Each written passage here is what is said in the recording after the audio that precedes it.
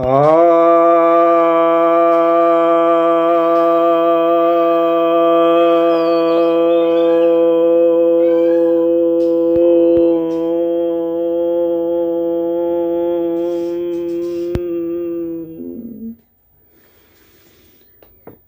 भक्तजनों को सब प्रेम नमन।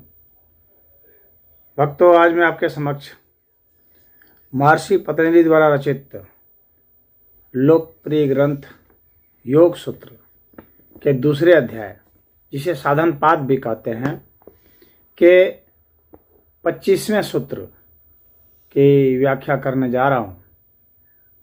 यह 25वां सूत्र कहता है, तद्भावात् संयोग अभावो हानम तदृशहे कैवल्यम। यानी उसके अभाव से, यहाँ पर जो है उसके जो है अविद्या के लिए प्रयोग किया जा रहा है। कह रहे उसके अभाव से संयोग का अभाव हो जाता है, और इस तरह से जो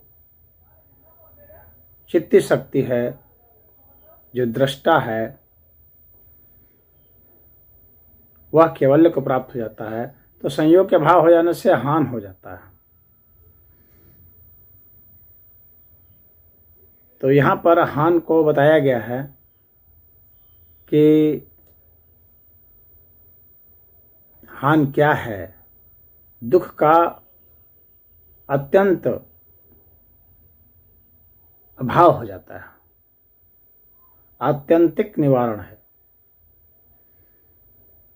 तो उसके अभाव से, यानी जो अविद्या है, जिसके कारण कि संयोग हुआ करते थे, उसके पहले अदर्शन की बात हुई थी कि अदर्शन में जो है संयोग हो जाता है।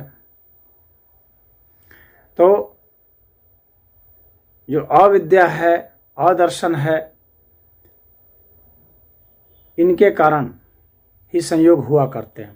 दृष्टा और दृश्य का संयोग इसके कारण ही हुआ करते हैं, और इसका जो है अभाव हो जाना ही हान है। यानी जब तक संयोग होंगे तब तक दुख रहेंगे। संयोग ही दुख का कारण है, और संयोग का अभाव हो जाना ही हान है, यानी दुख का उपाय है,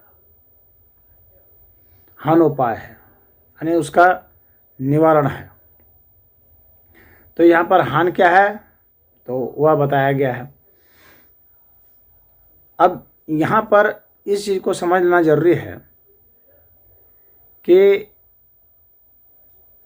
जैसे कि यह कोई मूर्त चीज़ नहीं है कि जिसका कि अभाव हो जाएगा। इसे संयोग का अभाव कहने का मतलब यह हुआ कि अब जो है पदार्थों के साथ, यानी जिस भी चीज़ का आकार प्रकार है, उसके साथ संयोग और वियोग होते हैं, तो अब उसका अभाव हो जाएगा। कहने का मतलब अब संयोग और वियोग नहीं होंगे।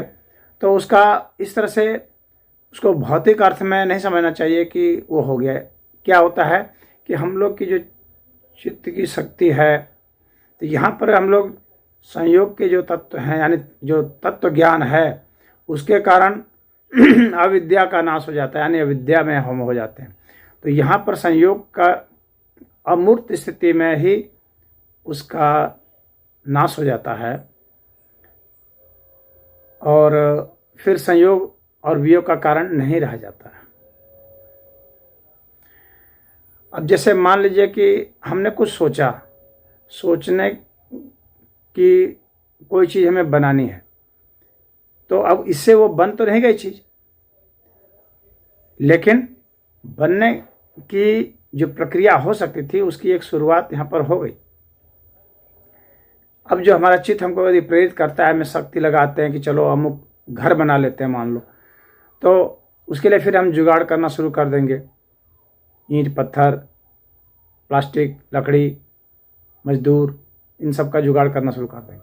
लेकिन यदि मैंने अभी सिर्फ सोचा है तो अभी वो हो नहीं पाया है, परंतु एक वैचारिक संयोग जरूर अब हुआ है।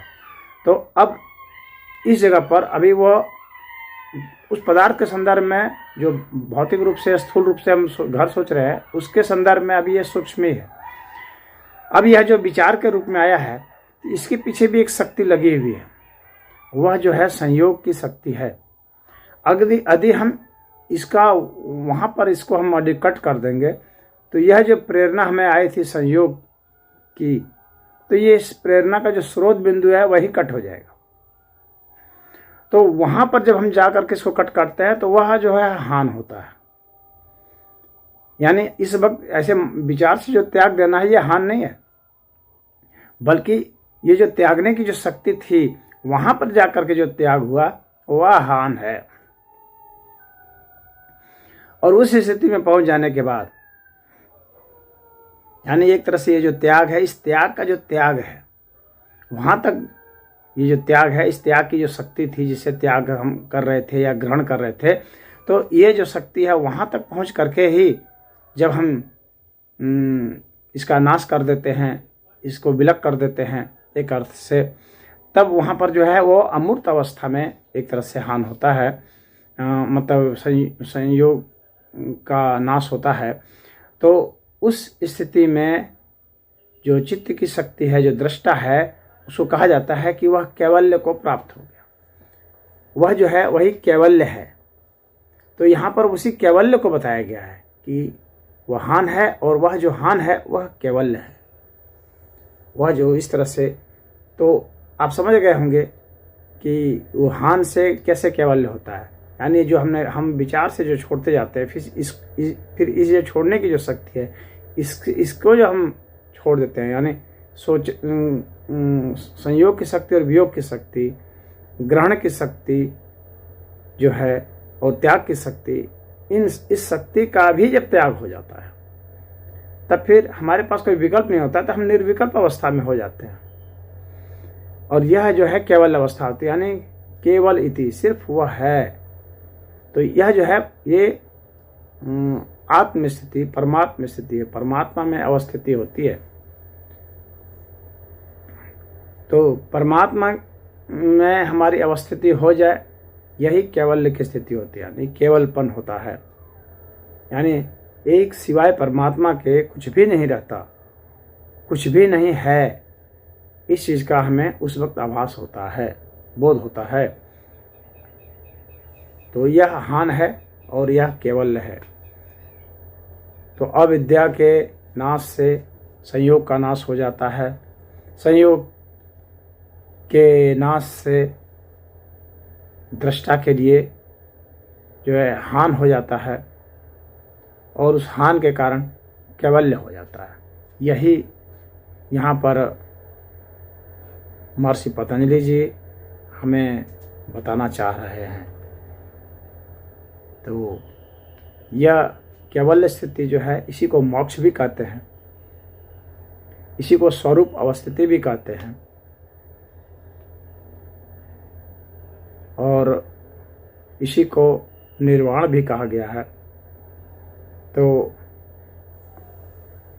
ये असंप्रज्ञात समाधि के कारण यह उपलब्ध होता है। और असंप्रज्ञात समाधि के विषय में बताया ही है पहले। तो इस सूत्र में इतना ही। ओम हरि।